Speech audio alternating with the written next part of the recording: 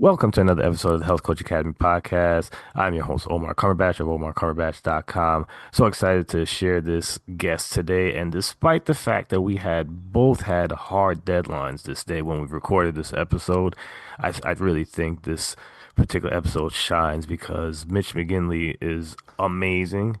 And as we're going to get into it, rapidly becoming one of my new favorite people. And like I said, we spent just a little bit of time together, but the life that he lives is really something that I aspire to. And I think that a lot of health coaches are going to really appreciate as well. But what he talks about, and I thought this was really, really cool, he talks about how, like many health coaches, want to get into studios, boutique spas, and med spas, all these kinds of different things where, like, we have a brick and mortar business but that business can be scaled and sold. And I know a lot of health coaches, including myself, getting started, we're not even thinking that far ahead. But Mitch really breaks it down why it's a super viable option that is really, really something that we can really jump on board with. So he is the founder of Boutique Fitness Broker, and he just helps anybody who wants to get into this kind of thing scale their boutique businesses and sell them. So he's really great, and I'm happy to have him, even for the brief period of time that we had in this particular episode. But as promised, we had a discussion in the green room. We're going to have him back. He's going to get into more details, and I'm really looking forward to that. As always, please leave a rating and review on iTunes. It continuously helps me get awesome guests like Mitch. Let's jump into the show. Hey Mitch, welcome to the show. How are you today? I'm doing so well. How are you? Fantastic. I mean, we had a little green room conversation, and you're already my hero. So I mean, we'll expand on that in the intro because I know that we're pressed for time today. We both have a prior engagement that we got to cut off at a little bit of a hard line. But yeah, listen, I want you to tell us your origin story, really how you were inspired to do what you do, and how could it potentially help health coaches? Because a lot of health coaches are interested in creating a studio, creating a practice, creating something that's outside of the conventional one-on-one group coaching that we're taught in our health coaching schools and our certification programs. And yeah, so like I know that you can pitch something different to us, and just let me know how that looks and see what our opportunities are out there in that world. I appreciate it so much. And let me say thank you for everything that you are doing and you have done to elevate this platform and this show for these particular people. Oh, thank you. Because I'm with my people on this show. I consider myself a health coach. Um, that's who I've worked with for the last, you know, 10 years at least. And so I feel proud to be on this show. I was really, really excited about it. Oh, wow, thank you. And I'm also really excited to share what I know with all of your listeners so that they can then share this with their clients and we can disseminate some of this information so that everybody has a better idea about how to sell their business, how to plan to sell their business, and get paid as much as humanly possible when they do. hmm Yeah, so now I know, I mean, that's exactly why I was intrigued by, your one sheet and I saw, your masterful ability to do these things. So one of the things that I wanted to jump out on the gate is that, this program has a majority of the health coaches just starting out. So that is a long, long-term vision. So what do you think are maybe the first steps to even start out as a health coach, even with that in the back of their mind? How do they employ some of these tactics? Well, I would say no matter really what your business is, so whether you're a health coach or you're a studio owner, or gym owner, spa owner, like all of these different sort of avenues, valuations are a function of profitability. And so when you start thinking about your business as having some sort of enterprise value, how much money you made over the last 12 months generally times some multiple, and that's what people are usually looking to buy businesses. They're looking to buy cash flow. And Mhm. so if you're creating a business and you're at the beginning stages of that business, understanding that your goal is to build a system that does not rely on you, Hmm. You need a system with people so that, when someone leaves, you can replace them. It's not you as the coach, the trainer, the manager, wearing all the hats, the housekeeper, the plumber, all that stuff. Um, that's how entrepreneurs start though. And so when you're doing that grind at the beginning and you're wearing all of those hats, it's okay. That's what you have to do. But you also have to start to extricate yourself from the day to day and hire other people into those roles and delegate work and responsibility and make it scalable Hmm. in a way. Otherwise, all you are is employed. You have a job for yourself that relies 100% on you. Hmm. So Mitch, to that point, right? And I think that's a fascinating perspective, and I've had so many guests on the show kind of share that. The super successful to do that well. What's the difference with the messaging that they tell entrepreneurs about, like, say, the branding and you're a personal brand, and then moving to what you're saying is like, okay, how do I get myself out of this brand, right? Like, so at the end of the day, and I know there's a couple of things that you can be done, but when, again, coming out of school, they kind of say, well, your story is what is going to sell, and this is how you're going to get clients. And then you're also saying, well, I got to get myself removed from it too. Can you talk about that a little bit? Because I know that when I first heard that concept, without speaking to so many professionals like yourself, it was just lost on me. I was like, this is like they're telling me two different things, but in a way they're not. So, It's crazy. You're absolutely right. It's a double-edged sword. It's you have to be authentic and create a brand that really connects with your target audience. Um, and it has to not be it it has to not be about you, especially in the day-to-day operation. mhm, So, for example, I'll use myself. This is fun. My brand at the moment is Boutique Fitness Broker. That's the name of my company. But I started this after my wife and I sold our yoga studio. And I started helping all these other people in the industry with selling their studios. But it's just me. Like I've been doing this by myself largely for the last 6 years. And I've recently brought on one other person, Kristen Abel, who's absolutely phenomenal, and is now my business partner. And I've convinced my wife to come and help me. But the reality is that I would never be able to sell this company right now because it all revolves around me, my experience, and my knowledge doing these deals. mhm, And so, unless I create systems where there's more people who can take care of all of this stuff, no one's going to be able to buy it. And so, the challenge for me and for every business owner is for me to create a brand that exudes all of the things that I'm hoping to teach mhm, without it being about me, Mitch McGinley. mhm, So it's sell your business and find your freedom, sell or buy a business and leave your corporate job and invest in yourself or grow through acquisitions. These are all things that I've done and I get to participate in, but I tell them through human stories that aren't just my own. mhm. And I make it about them and not about me.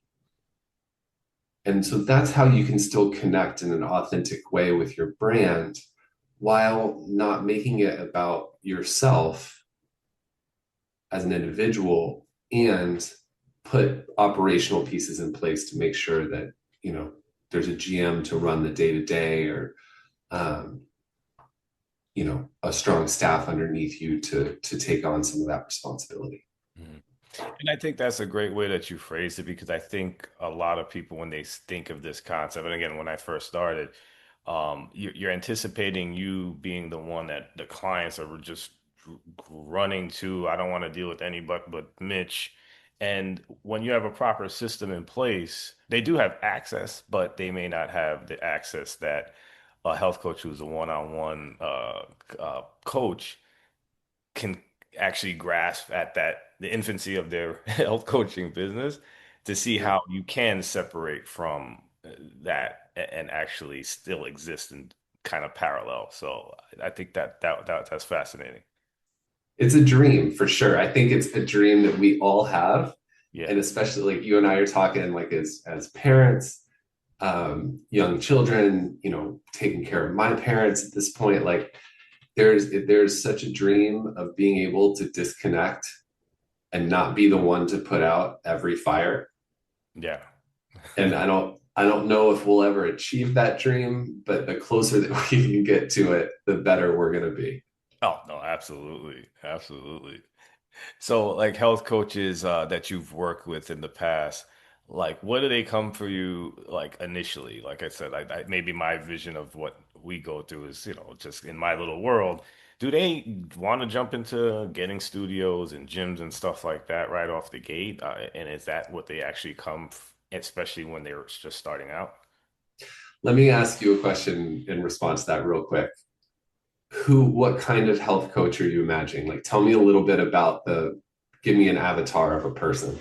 Sure. I mean, I could use myself. I mean, I'm a weight loss coach, and I basically do a majority of what I do is the one-on-one, the group thing. I always have a vision of actually having uh, a wellness center. That's something that I definitely have aspired to. It's the thing that's in the back of my mind that I want to eventually grow to. I'm just curious, like, so yeah, I mean, maybe I could be selfish and just throw myself out there. Yeah, it's the Give best kind. me. This is the best way to do it. Okay, so what I would say to you is you've got an opportunity with your expertise, your audience, your following. You've got your own business that would add a tremendous amount of value to a number of brick and mortar businesses that exist, right? Whether it's a wellness center, a yoga studio, Pilates studio, a med spa, like there's so many different versions of wellness. Mhm. You find the right one that sings to your heart. And when you find one that's for sale, you're able to buy it with an SBA loan that only requires 10% down. Mm, And so to use some really pretty numbers, let's say it's $1 million, yeah, $1 million business. You need $100,000 to buy that business. But that business to be valued at 1 million should be making 333,000 a year in profit. mhm. And so with your $100,000, you can buy a business that's making $333,000 a year Mm, and then add your expertise and your value to increase the value of the whole new thing and then sell it for more mm. whenever you're ready to sell it. And there's no rush on that. And so it's, for me personally, I liken it to a chapter in life. It's like college. Hmm. Everybody wants new challenges. We go through these chapters, we crush it, we accomplish all our goals, and then we're like, okay, I need a new challenge. And so if your goal was to have a wellness center, I would say I could help you find any number of businesses that you could buy, get a phenomenal return on a very small investment, add your own value, help you sell it in 5 years for 5 times more than what you bought it for, make a bunch of money along the way. And then when you're done and you're ready to move on to your next chapter, you can be sitting on a big fat pile of cash that'll give you plenty of time and space to figure out what you want to do next. So I have actually two questions. Were you always good at business? Because you don't know how good you sound, Mitch. You're like, I'm getting sold. I'm like, all right, how do I get me a spot, get me do something for me. Right? You sold It's this, and you such a get. nice compliment. I'm gonna be very honest and say no. I I worked from a young age. I got my first job was at McDonald's. The day I turned 15, I went and started working at McDonald's, and I worked hard, and there were some everybody's got some tough reasons, some things they go through that sort of make them who they are. But I was always really good at customer service, and I think that I went from McDonald's to restaurants, to bartending, to opening a restaurant after college, to then switching to hotels, working in food and beverage through hotels, then front desk, then got into finance, and then hotel M&A. That all led into buying our favorite yoga studio. And so I had, it was a weird path, but like I studied psychology in college. Hmm. I wasn't a business person. What I've come to realize now that I'm old is that everything is business. Hmm. It doesn't matter what you do, you have to support yourself and you have to make your finances work. And so, to me, that's what business is. Um, and so it doesn't matter if you're an artist or a professor or an engineer, like it's all business. Right, right, right. So what's interesting too, okay, so I'm glad that you put it out because it gives people who are not necessarily keen and have a business acumen, they're able to do this. This is something that you can learn, it's something you can apply, and that's always a great thing to hear. Sometimes like I always tease guests whose fathers were big business coaches and they were around this entrepreneur journey their entire life, and they obviously have like this heads up on everybody. So it's always good to just kind of relate to someone. Hey, I didn't have that step. I got there, right? So that's cool. How do you find businesses that are for sale? It's hard. And one of the biggest issues, I mean, the main way to answer it quickly is bizbuysell.com. That is the very short, simple answer. The reality, though, is that every business owner that I work with, they're afraid of people finding out that they're selling their business. Yeah, And makes sense. this is another double-edged sword because the reality for me is that the people in the community for these types of businesses are usually the best buyers. Hmm. You want someone from the community that already knows or maybe works on the staff and knows all the clients. That provides a seamless transition, whereas somebody coming in from the outside that doesn't know anyone, there's no trust, there's no relationships in place, and it can be scary for people. um, but that's the rub. It's like, do you make the community aware that you're looking to sell and risk some drama? And the drama people think is that employees are going to quit and clients are going to quit and everybody's going to run for the hills. The reality for me is that that's not true at all. Like, employees want to keep their jobs, clients just want to keep going to the business that they're supporting, that fits at their time with their favorite teacher or coach or service provider, whoever it is doing whatever they do. um, and we need to normalize buying and selling businesses. And so the best opportunities that I've always found, come from talking to people. It's just, if you're interested in a business and you want to learn more about it, tell the owner that you're interested in. If they ever want to sell, to let you know. Hmm. There's nothing, no harm could ever come of that. Right. And if they feel threatened by that, that's silly. They should embrace such a conversation. Um, it's opportunities come from putting them out into the universe. And so, um, obviously you follow along with me, it's boutique fitness broker. But Biz by Sell is the best place to look for businesses for sale. And then, talking to the business owners in your community is the next best thing that you can do. Hmm. Yeah, no, that makes a lot of sense. Yeah, no, it's fascinating. Yeah, I think that this is one of those topics that I haven't had before. So I always appreciate when it's a new topic that like just puts the little spark into a health coach's mind that okay, there's another possibility. There's so many ways to skin the cat to be successful in this space.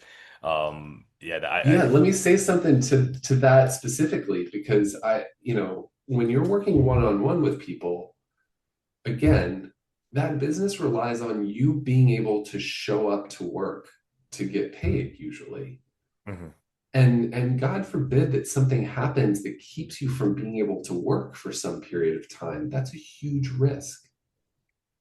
But if you add your business to another business that has another revenue stream, now you're hedging your bets a little bit. If something happens with one, at least you've got the other one. And then if you can add a third revenue stream, then now you're starting to like not be so afraid all the time. And Hmm. um, it really is about risk management in a weird way. You can tell I'm getting older. And again, I just keep saying it, um, but yeah, it really is more about you know taking chips off the table to protect yourself and to protect your income, so it's not always all your eggs in this one basket. Yeah, no, it's not getting old. It's the wisdom of, the realities of going through a business, right? Like it's these things that you just never would ever factor necessarily when you're just starting out. It's like, I'm gonna be okay forever. I keep doing my one-on-ones till I'm 100 and everything's gonna go fine, right? Like, it's that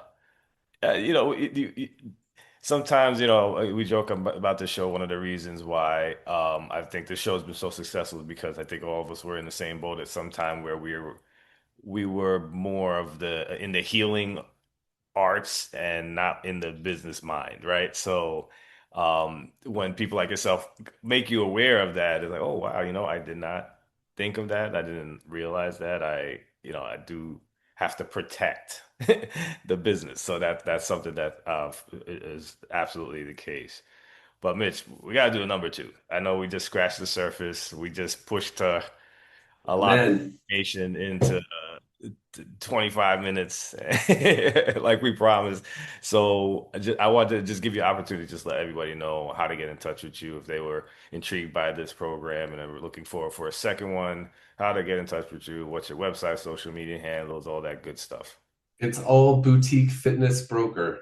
And my personal email is mitch at boutiquefitnessbroker.com. Send me an email. I would love to talk to anyone about buying or selling businesses and exit planning and exit strategy. And if you want to sell your business and move to Spain, I would love to talk to you about that too. Yeah, that's the green room stuff that we got to talk about. And yeah, that's all on the horizon. I love it. So, Mitch, you're the best. I appreciate you. We'll talk off air in the future. I know you got to run. So yeah, we'll appreciate this time with you. Thank you so much, Omar. All right, take care.